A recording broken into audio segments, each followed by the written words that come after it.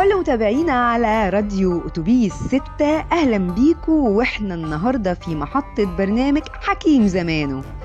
طبعا باين من اسم البرنامج إن إحنا هنقول حكم ومواعظ. هو مش قوي كده يعني، بس إحنا ممكن نستفيد من حكيم زمانه ونعرف بيقول إيه وإزاي نطبق ده على حياتنا دلوقتي. فاصل صغير وارجع لكم على طول. ذاكر يا انت ذاكر يا بيه.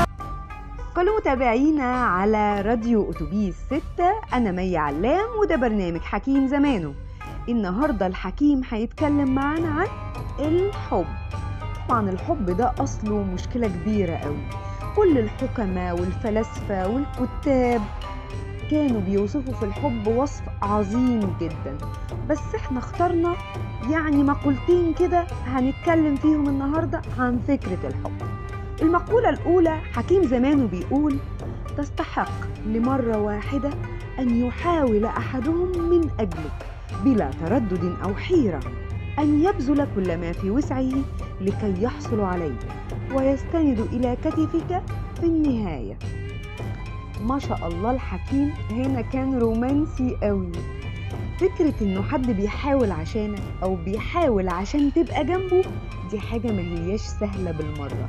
على فكرة أصلا بقت نادرة قوي إنك تقابل حد بيبذل ما في وسعه عشان يحافظ على وجودك في حياته، عشان يبقى قريب منك، عايز يساعدك، عايز يرضيك، بيحبك بالطريقة اللي انت بتحب تتحب بيها. فيعني هي الرومانسية دي ما بقتش موجودة قوي، بس خلينا مع الحكيم. وأنا موافقة جدا على المقولة دي الحقيقة، ويعني في منتهى الخيال، أنا بتمناها جدا.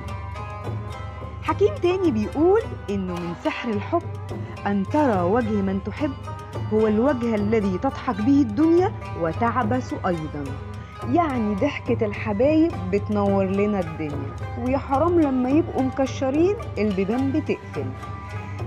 المفاهيم اللطيفة قوي دي بقت نادرة جدا دلوقتي، بس الحقيقة إن احنا كلنا شبطانين في الكلام اللي بيقوله الحكم عن الحب.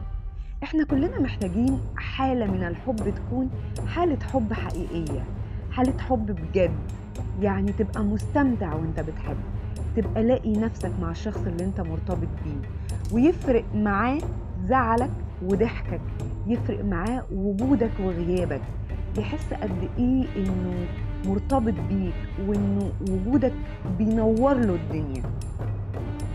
فاحنا بنشكر السادة الحكماء على الكلمتين الحلوين دول، وبنتمنى من السادة ركاب أتوبيس 6 إنهم يعني يحاولوا يطبقوا المقولتين دول. يمكن العلاقات تتظبط، يمكن الدنيا تبقى حلوة.